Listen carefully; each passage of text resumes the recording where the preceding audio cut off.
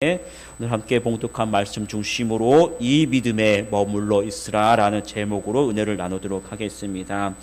계속해서 우리 사도행전 말씀을 이제 같이 보면서 지난주 말씀을 보면 이제 먼저 바울과 바나바가 이고니온이라는 곳에 도착했을 때 어떤 사람들은 이제 함께 그 이적을 보고 예수님을 믿기도 했는데, 반면에 또 어떤 사람들은 믿음이 없었을 뿐더러 자기만 안 믿는 게 아니라 심하게 와서 바울과 바나바를 핍박하고 방해했던 그런 사건들이 있었습니다. 그래서 이 이고니온에서 오래 머물지 못하고 루스드라로 이제 이동을 하는데, 재밌는 것은 또 루스드라에서 어떤 앉은 나면서부터 걷지 못했던 사람을 이제 기도할 때 고쳐줬더니 사람들이 어떻습니까? 바울과 바나바를 제우스 신이다, 헤르메스 신이다라고 신으로 알고, 그들이 섬기는 신으로 알고 그 제우스 신당에 가서 소를 붙잡아 가지고 와서 제사를 드리겠다, 아니면 그 커다란 화환을 그들의 목에 이제 걸면서 그렇게까지 이게 환대를 해줬습니다.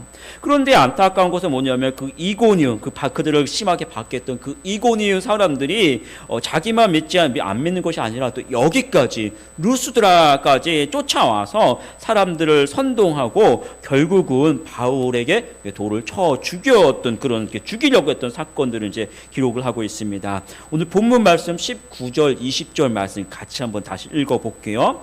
유대인들이 안디옥과 이고니에서 와서 무리를 충동하니 그들이 돌로 바울을 쳐서 죽은 줄로 알고 시외로 끌어내치니라. 제자들이 둘러섰을 때 바울이 일어나 그 성에 들어갔다가 이튿날 바나바와 함께 더베로 가서, 이 이고니온에서 루스드라까지 거리가 제가 지난주에 100km 정도 된다고 말씀드렸어요. 당시에 로마가 닦아놓은 그 도로를 통해서 한 3, 4일 길을 걸어가야 나온다고 이제 말씀드렸습니다. 이 사람들도 참 재밌죠. 자기들만 안 믿으면 되는데 어떻습니까? 거기서 그치지 않고 방해하는 것도 모자라서 어떻게 3, 4일 길을 걸어가지고 와서 그 땡볕에 걸어와서 여기까지 와서 바울이 복음 전하는 것을 방해했다는 사실이죠. 얼마나 대단한 열정입니까? 복음을 받아들이고 하나님을 섬기는 열정이 아니라 복음을 반대하는데도 이만한 엄청난 열정을 가지고 여기까지 와서 반대를 합니다.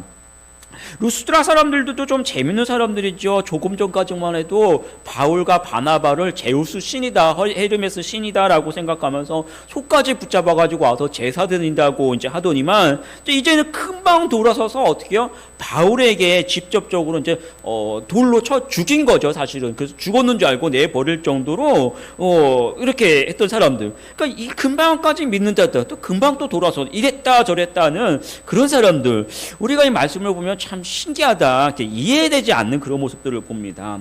이런 모습들이 왜 그러냐면은 이 이고니온 사람들이나 루스드라 사람들이 어떤 믿음이 없는 그런 모습이기도 하겠지만, 어떻게 보면 그 내면을 보면 굉장히 그들이 이권이 굉장히 강한 사람들이었습니다. 이 루스드라에는 우리가 지난주에 봤던 것처럼 제우스 신당이 있었지만, 제우스 신당 외에도 다른 신들을 섬기는 신전이 11개가 더 있었대요. 12개. 대단한 그런 도시가 되겠죠. 그러니까 12개의 신전이 있으면 거기서 일하는 사제들, 그리고 또 그 신들을 섬기는 어떤 재물과 장식하는 꽃들을 담당하는 사업가들 굉장히 많이 있겠죠.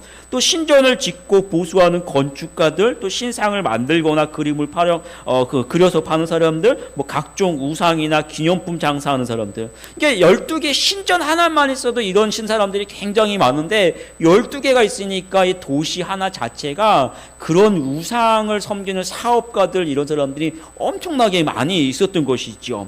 근데 그 사람들이 어떻습니까? 바울과 바나바가 와서 복음을 전할 때 사람들이 다 예수 믿고, 그러니까 이 사람들이 완전히 어떻게 보면 생계가 끊어지는 그런 결과를 낳게 되지요. 그러니까 이 이고니온 사람들이 와서 이제 다른 사람들을 선동할 때 그들이 이제 같이 악한 감정을 마음에 품고, 이 사람은 죽여야겠다라고 이제 마음을 먹고 같이 이제 동조하게 됩니다.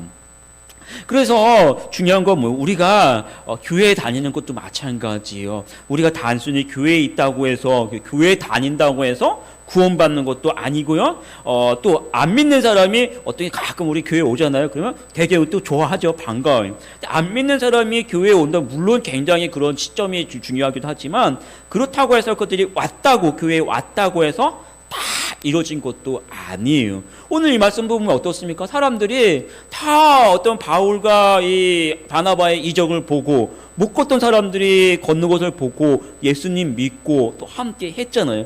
그럼에도 불구하고 금방 돌아서서 바울에게 돌을 던진다라는 것은 단순히 교회에 왔다고 해서 다 끝난다는 것이 아니에요. 우리가 교회에 나오면 어떤 사람들은 교회 가니까 밥도 맛있게 주고, 우리 지난주에 돈가스도 튀겨 먹었잖아요. 그죠? 고기도 구워 먹고 또 사람들하고 이렇게 만날 수 있으니까 참 재미도 있고, 또 내가 어느 정도 신앙이 있으니까, 대부분 사람들이 신앙이 있으니까 교회에 오면 또 기도도 하면 또 하나님 들어주시는 것 같기도 하고 좋은 것 같은데, 거기서 멈추면 안 되는 거예요. 거기서 멈추면 뭐가 더 중요합니까? 교회는 그런 어떤 사람들이 교제하는 곳이 아니라 교회는 하나님을 섬기는 그런 장소입니다. 더 중요한 것은 여러분이 하나님이 우리 주인이신 것, 또 예수님이 나를 위해서 십자가에 죽으시고 또 구원하심을 믿고 하나님의 말씀대로 살면서 그 하나님을 온전히 섬기고, 그렇게 함께 하나님을 섬기는 신앙의 장소가 우리 교회가 되어야 되는 거예요. 단지 교회에 나왔다고 해서 나 다 끝났어 교회 다니니까 끝나는 것도 아니고, 또 우리가 이렇게 사람 만나는 것을 끝나서는 안 돼요. 우리가 큰 교회 가면 그래요. 교회가 커도 어떻게 대부분들 사람들을 보면 어떻습니까? 수요일 금요일 다 안 나오잖아요. 대부분 주일날 낮에 딱 한 번 나요. 그게 신앙생활 다 끝나는 거야. 나와서 오랜만에 성도들 보니까 반갑고. 근데 다 흩어지고 나면 서로 연락도 없고 아무도 모르고, 심지어 이제 다 각자 이제 직장이나 이런 데 가면 어떻습니까? 저 사람이 교회에 다니는지 안 다니는지 아무것도, 그냥 교회에 다니는 게 끝인 거예요. 그러면 안 돼요. 그러면 그건 또 어떤 교회도 그 사람의 신앙에도 아무런 의미가 없어요. 여러분이 하나님을 신실하게 섬기고, 또 우리 교회가 그렇게 하나님을 섬기는 신실한 교회가 되기를 축복합니다. 우리 20절에서 22절 말씀 같이 한번 읽어볼게요. 20절에서 22절. 제자들이 둘러섰을 때에 바울이 일어나 그 성에 들어갔다가 이튿날 바나바와 함께 더베로 가서 복음을 그 성에서 전하여 많은 사람을 제자로 삼고, 루스드라와 이고니온과 안디옥으로 돌아가서 제자들의 마음을 굳게 하여 이 믿음에 머물러 있으라 권하고, 또 우리가 하나님의 나라에 들어가려면 많은 환난을 겪어야 할 것이라 하고, 제자들이 이제 사람들이 바울에게 돌로 쳐 죽인 거죠, 사실. 그래서 죽었는 줄 알고 바깥에다 이제 시내 바깥에다가 내버리고, 다음에 이제 제자들이 이제 어떻게 되나 이제 장사라도 지내려고 바울한테 가 봤더니 어떻습니까? 그 죽었던 바울이 살아난 것이지요. 오늘 말씀을 보면 바울이 일어났다라고 표현을 합니다. 아마도 이게 신을 앓고 있다가 사람들이 딱 이렇게 가보니까 벌떡 일어났을 리는 없겠지요. 그런 건 아니고 죽었는 줄 알고 봤더니 아직 숨은 붙어 있고 조금 이제 움직이니까 아마 또 다른 사람들이 이렇게 부축을 했다든지 아니면 이제 업고 이제 둘러 엎어서 그 성으로 다시 이제 자기 집으로 데려가는 거겠지요. 근데 그 후에 말씀을 보면 어디로 갔다고 기록합니까? 20절을 보면 이렇게 기록합니다. 제가 읽어드릴게요. 바울이 일어나 그 성에 들어갔다가, 그 성에 들어갔다는, 그 성이 어디입니까? 정확하게 보면 루스드라 성을 말하죠. 조금 전까지 자기들하고 함께 있었다가 자기들에게 돌을 던졌던 그 사람들이 있는 그 성에 다시 들어간 거예요. 여러분, 그 성에 들어가면 어떻습니까? 사람들이 자기에게 돌로 쳐 죽이려고 했던 그 사람들이 바울을 보잖아요. 그죠? 보잖아요. 죽었는 줄 알고 갖다 버렸는데, 이 사람이 안 죽고 살아있어. 보면 어떻게 할까요? 아직도 살아있네? 그래서 다시 돌을 던질까요, 여러분? 천만의 말씀입니다. 우리가 그런 사람들에게 돌을 던졌더라는 건 굉장히 독한 마음이에요. 그리고 아주 잔인하게 죽었는 줄 알고 던져서 버렸는데, 그가 살아났다. 다시 돌을 던지는 것이 아니라 질려버리죠. 야, 저 사람 참 독하다, 질린다라고요. 그래서 이번에 또 돌을 던지는 것이 아니라 그 사람한테 포기하게 됩니다. 포기. 그게 뭡니까? 그 바울이 그렇게 해서 바울의 목숨을 죽었는지 알았지만 그의 바울 자신의 어떤 생명력에 대해서 참 끈질기다라고 인정할 수밖에 없는 거예요. 그들이 복음을 믿지는 않아도 다시 살아난 그 바울을 보면서 바울의 생명력을 더 이상 부인할 수 없는 것. 더불어서 그가 지금까지 이제 조금 전에 안진뱅이를 고쳤던 것이 결코 우연이 아니다. 또 이제는 그가 전했던 그 복음의 생명력, 바울이 계속해서 너희들이 죽였던 이 나사렛 예수가 살아났다 이걸 전하잖아요. 그 복음의 생명력을 이제는 그 사람들이 돌로 던졌던 그 사람들이 인정할 수밖에 없는 거지요. 또 그 성에 들어가면 누가 있습니까? 바울을 통해서 고침받았던 묶었던 그 사람이 거기 있을 테고, 또 바울을 통해서 믿음을 갖게 된 그 사람들이 있습니다. 그들이 복음을 받아들일 때 뜨거움과 동시에 그 바울의 죽음으로 큰 그 혼란 속에 빠지게 되잖아요. 내가 저 사람이 전했던 그 복을 믿는데 죽어버리니까 얼마나 당황스럽겠어요. 그런데 비록 그들에게 보이는 그 바울의 외적인 모습은 돌에 맞아서 여기저기 다 깨지고 코피나고 몰골이 엉망이겠죠. 외적인 모습은 그렇게 처참할지 몰라도 하나님께서 그를 살려주셨다는 그 사실에 그들에게 굉장히 큰 위로가 되게 되고, 또 그 믿음이 더욱더 다시 한번 확고하게 되는 그런 계기가 되겠죠. 그리고 말씀을 보면 다음 날 더베 그리고 이고니온과 안디옥으로 돌아갑니다. 이 지역을요 지도로 보면은 지금 루스드라에서 가장 가까운 곳이 어디냐면은 다소예요. 다소가 어디입니까, 여러분? 바울의 고향이잖아요. 지금 조금 전에 칭탕 얻어맞고 죽을 뻔했으면은 제일 먼저 어디 가는 게 제일 좋습니까? 고향 가서 어머니가 해주는 밥 한번 국 한번 끄떡끄떡하게 먹고 몸 좀 한번 회복하고 나면은 조금 살 것 같으니까 그제서는 다시 안디옥으로 가면 되잖아요. 그런데 가장 가까운 곳이 다소, 자기 고향인데 그 다소로 가지 않고 이곳이 어디예요? 루스드라와 안디옥. 그렇게 지금까지 자기 여기 먼 길까지 쫓아와서 죽이겠다라고 하던 그런 사람들, 박해하던 그 사람들이 있는 그 루스드라와 안디옥으로 돌아갔다라는 사실입니다. 지금 자기가 죽을 뻔했던 그 근본적인 그 도시들이지요. 하지만 그곳에 가면 또 누가 있습니까? 자기를 박해했던 그 사람들도 있겠지만 역시 그곳에서 내가 복음을 전할 때 복음을 받아들였던 성도들이 또 있잖아요.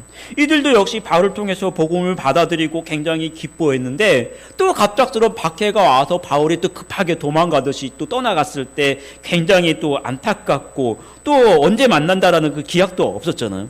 그런데 그 죽을 뻔했다가 다시 살아난 그 바울이 살아났던 것처럼 그 바울을 다시 볼 때는 크게 기뻐하고, 역시 그들의 믿음도 내가 믿었던 것이 잠깐 이렇게 뜨거웠던 것이 이게 잠깐 아니었을까? 라고 했다가 그 바울이 다시 그런 몰골로 왔을 때 역시 우리는 우리 모든 것을 버려도 하나님만을 섬겨한다라는 그 믿음이 확고할 수밖에 없는 것이죠.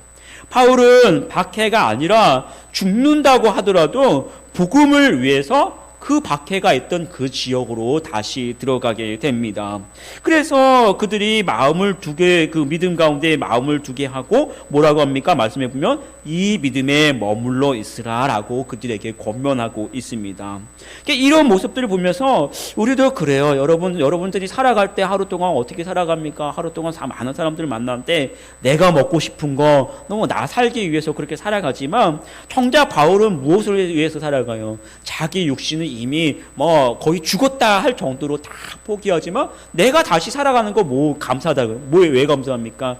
몸 때문에, 육신 때문에 그것 때문에 감사한 것이 아니라 여전히 내 목숨이 붙어 있을 때 하나님의 복음을 전할 수 있고, 내 목숨이 붙어 있을 때 내가 전했던 나 때문에 그 믿음을 가졌던 그 사람들을 만날 수 있으니까 그것이 살아가는 것이 감사하고 그렇게 이야기하는 것이죠. 역시 우리도 마찬가지입니다. 우리도 육신이 아니라 주님을 위해서 이렇게 신실하게 살아야겠다라고 생각하고 그렇게 여러분이 그 삶을 이렇게 하나씩 정리해 나가야 하는 것이죠. 요즘 사람들의 모습은요, 크게 어떤 핍박이 있는 그런 시대는 아니잖아요. 그런데 다시 한번 생각해 보면 오히려 핍박이 아니라 너무 모든 것이 편안해. 그죠? 여러분 신앙생활 한다고, 내가 교회 간다고 여러분 핍박하고 막 직장에서 잘리고 그런 사람은 아무도 없잖아요. 가라고. 그죠? 가라고. 오히려 교회에 오면 너무 편안하니까 예배 시간에 다들 졸고 있어요. 예.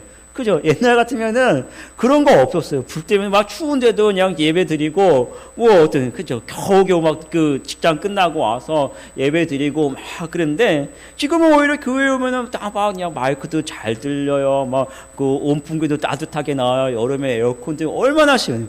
다들 졸아요. 설교 때마다. 몇 분 계셔. 깨어나세요. 지금은요, 하나님 섬기는 게 너무 편안해. 근데 편하다 보니까 안주하는 거, 안주. 근데 이 땅에서 우리가 하나님 섬기면서 세상 것 때문에 안주해서도 안 되고 주님이 오실 때까지 생명을 걸고 예수 믿는 그 믿음을 지키고 승리해야 합니다. 그리고 바울과 같이 환난 속에서 또 약한 우리 교우들 돌아보면서 지켜주고 또 주님이 다시 오실 때까지 주의 나라를 향해서 우리 전진하는 우리 성도들이 되기를 축복합니다. 우리 23절에서 5절까지 같이 한번 읽어보겠습니다. 23절에서 25절. 각 교회에서 장로들을 택하여 금식 기도하며 그들이 믿는 주께 그들을 위탁하고 비시디아 가운데로 지나서 밤빌리아에 이르러 말씀을 벼가에서 전하고 아달리아로 내려가서, 이 말씀을 이제 다른 성경에서 이렇게 번역한 걸 보니까 이렇게 기록합니다. 그리고 그들을 위해서 각 교회에서 장로들을 임명한 뒤에 금식하면서 기도하고 그들이 믿게 된 주님께 그들을 맡겼다라고 굉장히 쉽게 표현하고 있습니다. 안디옥으로 바로 돌아오지 않고 각 지역으로 다시 돌아가서 거기서 이제 자기는 떠나가야 되니까 그 성도들을 위해서 장로들을 이제 세운 거예요. 근데 나는 이제 갈 수밖에 없죠. 그런데 내가 아니라 장로들을 세우고 그 장로들을 위해서 함께 기도하고 금식하면서 기도하고 또 교회를 위해서 기도하고 그 교회를 하나님께 위탁하고 나는 나대로 다른 길을 이제 떠나게 되는 것이죠.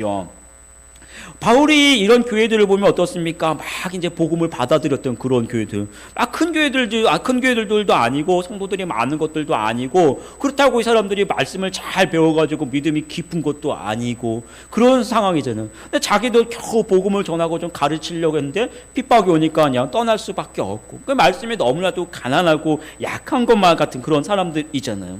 이게 바울도 이제 그런 상황 속에서 나도 떠나가 버리면 바울도 없는 것 같지만 뭐가 중요합니까? 내가 아니라, 바울이 아니라 성령이 교회를 지켜 보호하신 줄 믿습니다. 우리 교회도요, 사람이나 환경이 아니에요. 사람이나 환경이 아니라 하나님의 교회이고 하나님이 지켜 보호하시는 줄 믿습니다. 우리가 자꾸 약한 것이 아니라 계속해서 성장하고 또 복음을 전하고 주님께 맡겨진 사명을 다 감당하는 우리 교회가 되기를 축복합니다. 이 버가에서 말씀을 전하고 아달리아에서 배를 타고 바울과 바나바를 파송한 수리아 안디옥으로 돌아오게 됩니다. 그래서 한 2년 만에 바울이 이제 한 1차 선교 여행을 다 마치고 돌아오게 되는 그런 기록을 하고 있습니다. 우리 27절에서 28절 같이 한번 읽어보겠습니다.